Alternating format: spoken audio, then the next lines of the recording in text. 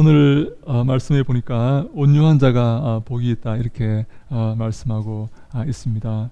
저는 이 말씀에 사실 약간 걸림이 있었습니다. 왜냐하면 이 온유하다는 말은요, 이 사전적인 의미로 따뜻하고 부드럽다는 그런 의미 아니겠습니까? 따뜻하고 부드러운 그런 사람이 복이 있다라는 그런 말씀인데요. 원래 이 말은요, 그 헬라어로 그 프라우스라는 말인데요, 길들여진 상태를 의미하는 말이었습니다.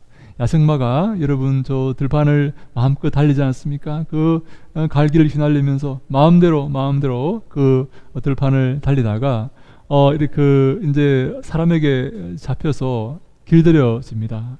사람이 그를 길들일 때 얼마나 힘들겠습니까? 말에서 무수히 떨어지고 해서 그 말을 결국 고삐를 채워서 길들입니다. 그 길들여진 상태. 그래서 그 말은 이제 사람을 태우고 가야 되고, 가자 그러면 가야 되고, 서라 그러면 서야 되고, 또 짐을 싣고 또 가라 그러면 가야 되고, 이렇게 사람에 의해서 길들여진 이 가축의 상태를 이 온유라고 이렇게 표현을 한 것입니다. 여러분, 사실 이 길들여진다는 것은 너무나 수동적이고 너무나 이렇게 그 소극적인 삶의 태도 아닙니까? 그렇지 않습니까? 다른 사람을 길들여야지 자기가 길들여지면 되겠습니까?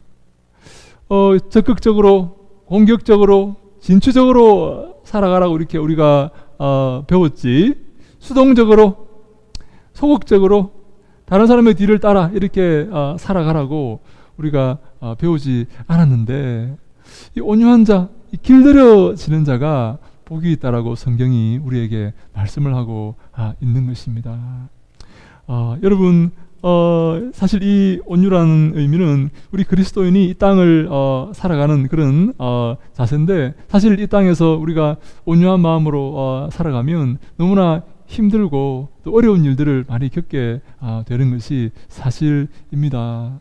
그래서 우리에게 참 힘든 말씀이 아닐 수 없는데, 그런데 이 복은요, 제가 지난주일하고 지지난주일에 말씀을 드렸던 이 8복 가운데 이 모든 복은 다 이 땅에 속한 복이 아닙니다. 이 땅에서 우리가 누리고 이 땅에서 우리가 취하는 그런 복이 아니라 하늘나라에 있는 그런 복입니다. 여러분, 이 복이라는 말이요, 마카리오스라는 말인데요, 이 마카리오스라는 말은 원래 이 고전 헬라어에서 이 마카리오스라는 말은 어떻게 쓰였는가 하면요, 저 신들의 상태, 이 땅에서 고통당하고 슬퍼하고 죽음을 당하는, 병으로 고난받는 그런 인간의 상태를 표현하는 말이 아니라 이 세계와 상관없는 저 신들의 상태를 묘사하는 그런 말이었습니다.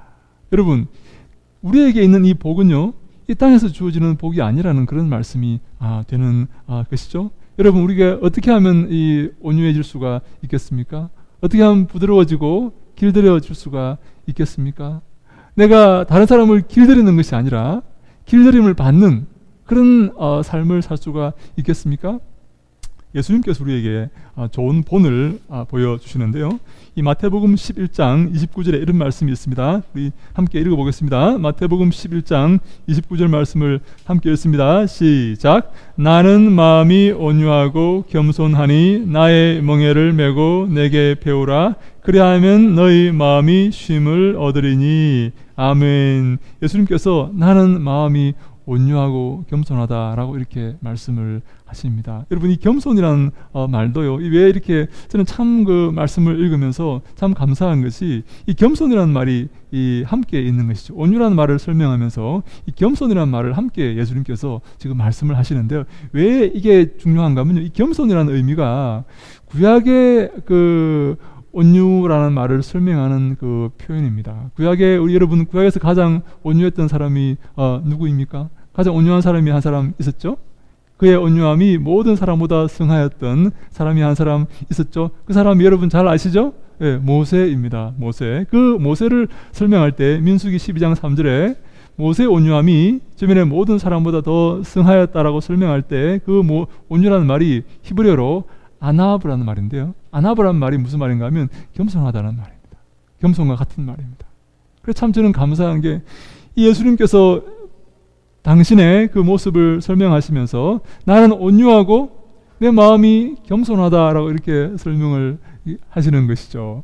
온유라는 말은 신약에 그 길들여진다는 개념이고, 겸손이라는 말은 구약의 그 온유의 그런 개념입니다. 이게 예수님께서 참 아름답게 이 두 표현을 다 함께 사용을 하신 것이죠. 우리가 그 예수님의 어떤 모습이 온유하고 겸손한 모습입니까? 하나님의 명령에 순종하는 그 모습이 온유와 겸손의 모습입니다. 하나님 말씀에 길들여지는 그 모습이 온유와 겸손의 모습입니다. 하나님이 하라고 하면 합니다. 하나님이 하지 말라고 하면 해서는 안 됩니다. 하나님이 가라고 하시면 가야 되고, 하나님이 가지 말라고 하시면 가서는 안 됩니다. 예수님의 삶은요, 온전히 하나님의 말씀에 근거한 삶이었습니다. 예수님 자기 뜻대로 조금도 일도 자기 뜻대로 하지 아니하시고 오직 하나님 말씀대로 살았던 삶이 바로 예수님의 삶이었습니다. 여러분, 예수님께서 행하실 때 그 선지자의 말씀을 이루려 하심이라, 구약의 말씀을 이루기 위해서 예수님께서 그 모든 행동을 그렇게 하셨던 것입니다. 그래서 우리가 누가복음 22장에 보니까요, 예수님께서 우리 십자가상에서 마지막 이런 고백을 하시지 않습니까? 예수님의 이 고백, 처절한 이 고백을 우리 한번 함께 읽어 보실까요? 누가복음 22장 42절 말씀을 함께 읽습니다. 시작. 이르시되 아버지여, 만일 아버지의 뜻이거든 이 잔을 내게서 옮기시옵소서. 그러나 내 원대로 마시옵고 아버지의 원대로 되기를 원하나이다 하시니. 아멘. 예수님은요, 완전한 사람이셨고 완전한 하나님이셨습니다. 예수님은요, 100% 사람이셨고 100% 하나님이셨습니다. 이 중에 둘 중에 어느 하나를 조금이라도 부정하거나 인정하지 않으면 이단이 됩니다. 예수님의 인성을 부정하여도 이단이 되고, 예수님의 신성을 부정하여도 이단이 됩니다. 예수님은요, 100% 하나님이시고 100% 사람이셨다, 이렇게 고백하는 것이 바로 이 개혁교회의 고백입니다. 예수님은요, 우리가 평소에 예수님은 하나님이시니까, 하나님 아들이시니까, 성자 하나님이시니까 고통도 안 당하시고 눈물도 안 흘리시고 초월해 계신다, 그렇게 생각하실 수가 있는데 그렇지 않습니다. 예수님은요, 이 땅에 사시면서 우리와 함께 슬퍼하시고 우리의 연약함을 함께 아파하시고 그 고통을 느끼시면서 하나님께 기도하셨던 그런 분이십니다. 예수님께 십자가상에서 그 고통이 얼마나 컸던지, 하나님, 이 잔을 내게서 옮겨 주십시오. 제가 이 고통을 당하지 않도록, 이 치욕적인 죽음을 당하지 않도록 주님, 저를 좀 제외시켜 주시고 이렇게 저를 피하게 해 주십시오 라고 기도하시면서 뭐라고 말씀하십니까? 그러나 내 원대로 마시옵고 아버지의 원대로 되기를 원합니다 라고 말씀을 하십니다. 내 뜻대로, 내 뜻은 이 잔을, 이 죽음을, 이 고통스럽고 치욕스러운 십자가의 죽음을 피하는 것이 나의 원이지만 내 뜻대로 하지 마시고 하나님 아버지의 뜻대로 이루어지기를 원합니다. 하나님의 뜻이 이루어지기를 원합니다. 주의 말씀이 이루어지기를 원합니다 라고 예수님께서 고백을 하신 것입니다. 여러분, 우리 어린 마리아가 천사의 수태 고지를 받고 뭐라고 고백합니까? 12살 내지 13살밖에 안 먹은 그 어린 마리아가, 이제 잘못하면 그 돌에 맞아 죽을 수 있는 그런 위기에 처한 마리아가 어떻게 여러분 고백합니까? 주의 계집종이오니 주의 말씀대로 이루어지기를 원합니다 라고 고백하지 않습니까? 내 뜻 가운데는 내가 아직 지금 몇 살밖에 안 됐는데 벌써 이런 고통과 이런 위기 가운데 제가, 여러분, 마리아의 그 심정이 황당하고 어려웠겠습니까? 그러나 그 마리아는 주의 말씀대로 이루어지기를 원합니다라고 고백을 하는 것입니다. 내 뜻은 중요한 것이 아니에요.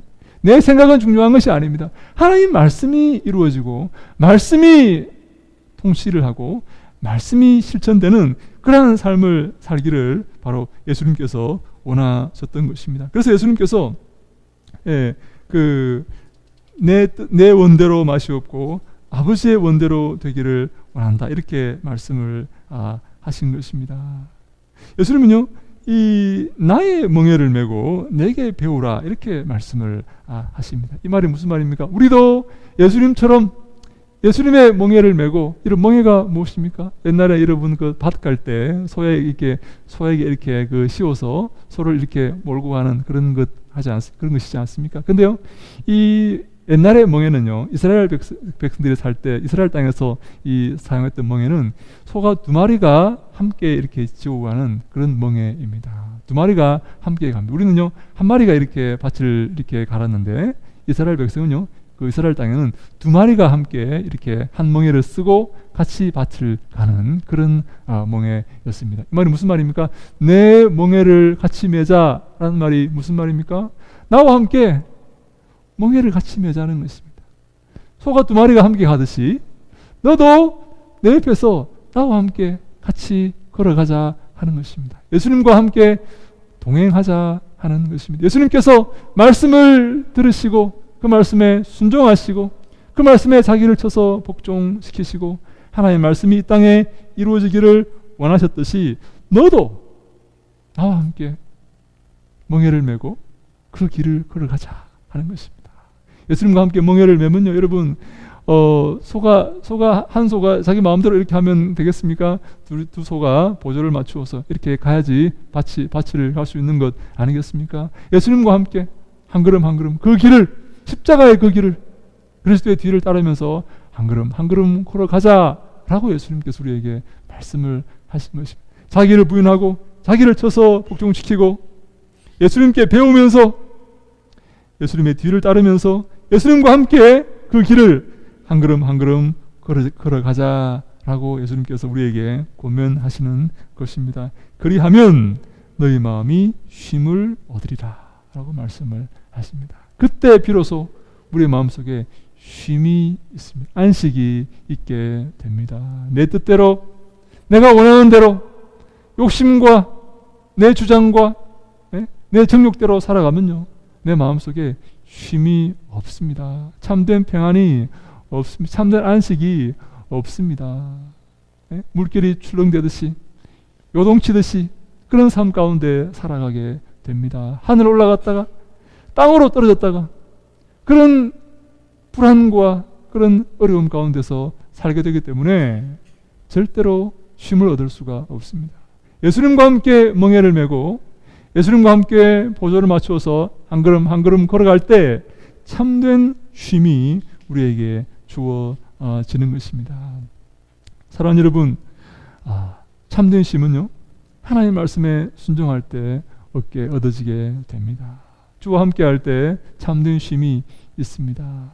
예수님과 함께 할 때, 그리스도의 그 길을 걸을 때, 십자가를 지고 그 길을 걸을 때에 우리에게 참된 안식이 있습니다. 그것이 아니고는 내 욕심과 정욕대로 살아갈 때 참된 안식이 없습니다. 주님이 그것이 바로 십자가를 지고 그리스도와 함께 그 길을 걷는, 그것이 바로 주님이 기뻐하시는 길입니다. 주님 우리에게 원하시는 삶입니다. 하나님의 말씀대로 살아가는 삶, 주의 말씀이 내 말씀이고 내 안에 거하고 내가 주 안에 거할 때 참된 기쁨과 주님이 기뻐하시는 삶을 살게 되는 것입니다. 사랑하는 여러분, 미가서 6장에 주님께서 우리에게 원하시는 것이 기록되어 있습니다. 미가서 6장 8절 말씀을 우리 함께 같이 읽습니다. 시작. 사람아, 주께서 선한 것이 무엇임을 내게 보이셨나니 여호와께서 내게 구하시는 것은 오직 정의를 행하며 인자를 사랑하며 겸손하게 내 하나님과 함께 행하는 것이 아니냐. 아멘. 사람아, 주님께서 너에게 원하시는 것이 있다. 주님께서 바라시는 것이 있습니다. 주님께서 우리에게 원하시는 것이 있습니다. 여러분, 그것이 무엇입니까? 그 삶을 우리가 살아야 됩니다. 그래야지 우리가 칭찬받게 되고 주님과 함께 영광을 누리게 됩니다. 주님께서 우리에게 원하시는 것이 무엇입니까? 정의를 행하라는 것입니다. 바르게 살라는 것입니다. 거짓을 행하지 않고, 불의를 행하지 않고, 편백되이 행하지 않고, 공의를 행하고 정의를 행할 수 있어야 한다는 것입니다. 인자함을 사랑하라고 말씀합니다. 용서하고 자비를 베풀고 사랑을 베푸는 그런 삶을 우리에게 말합니다. 그리고 마지막으로 겸손하게 네, 하나님과 함께 행하라 라고 말씀하십니다. 겸손하게, 교만하지 않고 자기를 내세우지 않고 헛된 영광을 위해서 살아가지 않고 겸손하게, 항상 겸손하게 주님과 함께 행하는 예수님의 멍에를 메고 함께 그 길을 걷는 그 삶을 바로 주님께서 우리에게 원하시고 계신다 하는 것입니다. 우리는요, 이 주님께서 기뻐하시는 이 삶을 살아서 주님께 영광 돌려야 합니다. 사랑하는 여러분, 우리가 구약의 모세를 알고 있지 않습니까? 모세는 얼마나 위대한 사람이었습니까? 이스라엘의 영도자 이 모세는요, 가장 겸손한 사람 가운데 한 사람이었다고, 사람 중에는 가장 겸손했다고 성경이 말하고 있습니다. 가장 자신을 낮추고 주님의 말씀에 순종했던 그런 사람입니다.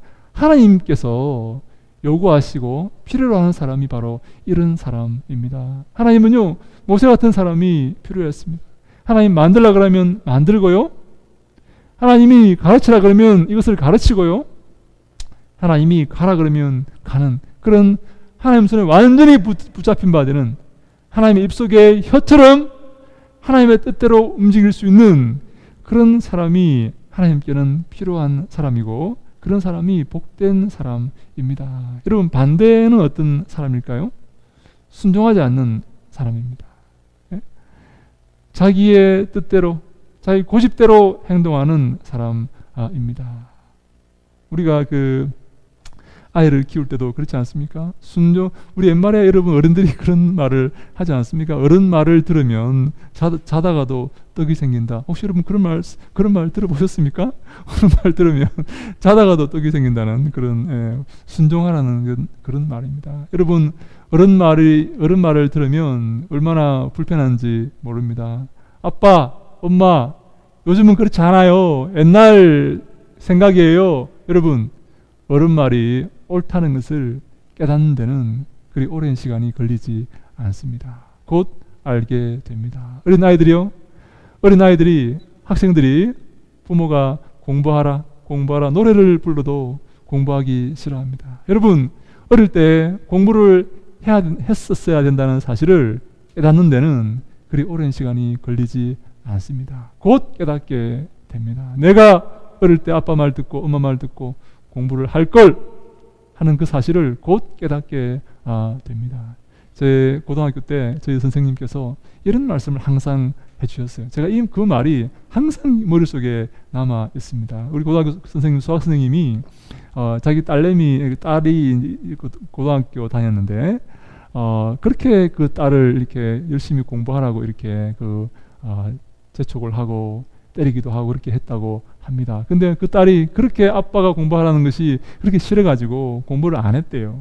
그래가지고 이제 대학에 들어가서 하루는 아빠한테 찾아왔답니다. 아빠, 왜 그때 나한테 더 두드러겨 패서 공부하게 하시지? 왜 나한테 그렇게 적당하게 이렇게 하셨습니까? 더 두드러겨 패시고 더 나무래셔서 내가 더 열심히 공부하게끔 하셨어야 되죠. 이렇게 아빠한테 와가지고 말을 하더라는 것입니다. 그래서 아빠가 이렇게 말했답니다.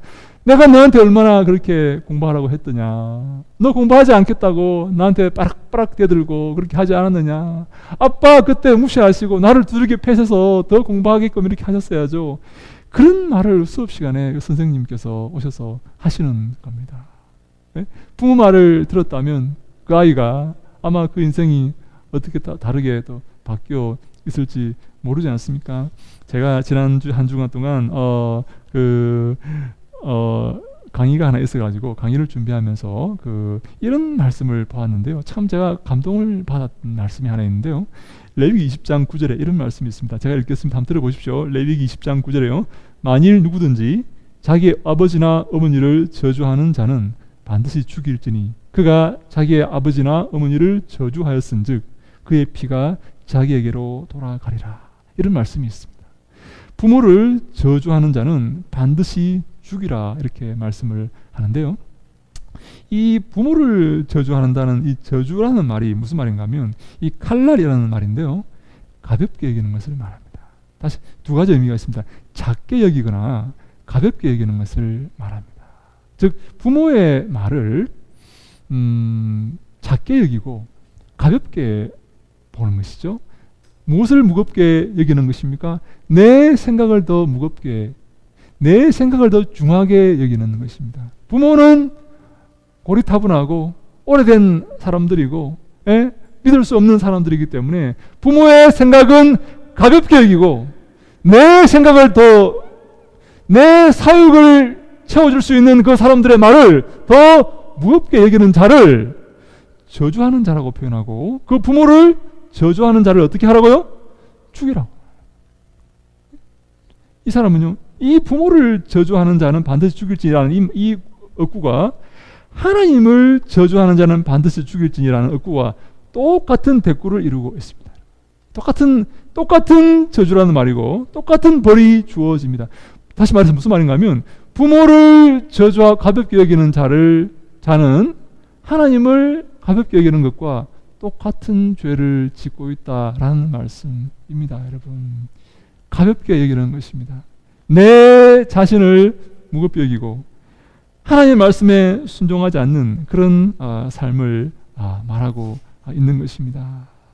사랑하는 여러분, 바울은요 에베소서 4장 2절에서 이렇게 말씀하고 있습니다. 우리 에베소서 4장 2절 말씀을 함께 읽습니다. 시작. 모든 겸손과 온유로 하고 오래 참음으로 사랑 가운데서 서로 용납하고. 아멘. 네, 바울은요 모든 겸손과 온유로 하랍니다. 무엇을요? 모든 일을요, 모든 삶을요, 모든 겸손과 온유로 하라는 말은 무슨 말인가 하면, 겸손을 조금만 사용하고 온유를 조금만 이렇게 행하는 것이 아니라 내 모든 삶에 나의 마음을 다해서 온유함으로 겸손함으로 이렇게 살아가라 하는 그런 말씀입니다. 모든 겸손입니다. 나의 모든 삶의 자리에서 내가 겸손하며 온유한 그런 삶을 살라 하는 그런 말씀입니다. 사실요, 저도 온유하지 못합니다. 저도 화를 낼 때가 있고, 저도 이렇게 분을 참지 못하는 그런 경우도 있습니다. 그런데요, 온유하려고 이렇게 노력을 하고 있습니다. 오래 참음과 사랑 가운데 서로 용납하는 그런 우리가 되어야 됩니다. 그런 교회가 되어야 됩니다. 그런 교회가 복 있는 교회이고, 그런 삶을 살아가는 사람이 복 있는 사람입니다. 주님께서 우리에게 복을 주시고 은혜를 주실 것입니다. 여러분, 온유한 자가 받을 복이 무엇입니까? 땅을 기업으로 받는 것입니다. 이 말은요, 부동산을 취득한다는 말이 아닙니다. 땅을 많이 사게 된다는 말이 아닙니다. 이 말은요, 가나안 땅을 의미하는 말입니다. 즉 천국을 소유하고 천국의 백성이 된다는 그런 말씀입니다. 사랑하는 여러분, 온유한 자는 천국의 백성이 될 것입니다. 내 뜻대로 주의 말씀에 순종하지 않고 내 뜻대로 살아가는 자는 주님이 기뻐하지 않는 그런 사람입니다. 우리는 전부 주님의 나라의 백성입니다. 우리의 시민권은 하늘에 있는지라 거기로부터 구원하는 자 곧 주 예수 그리스도를 기다리노니 라고 빌립보서 3장에 우리에게 말씀하고 있습니다. 하늘에 속한 하나님의 자녀답게 주의 말씀에 순종하고 주의 말씀대로 살아가고 주님이 기뻐하시는 삶을 사셔서 주님께 칭찬받고 주와 함께 영광을 나누는 우리 모두가 될 수 있기를 주님 이름으로 간절히 축원합니다. 아멘. 기도하겠습니다. 우리 아버지 하나님 감사합니다. 저희들 온유한 자가 되게 하시고 주의 말씀에 순종하는 자가 되게 하시고 하나님의 말씀 붙들고 그리스도와 함께 십자가 길을 겸허한 마음으로 걷는 주님이 칭찬하는 삶을 살게 하여 주시옵소서. 이곳에 교회를 세우시니 감사합니다. 진실로 주님께 영광 돌리는 교회, 주님이 칭찬하시는 교회, 아름다운 믿음의 교회로 세워질 수 있도록 인도하시고 축복하여 주시옵소서. 예수님 이름으로 간절히 기도하옵나이다. 아멘.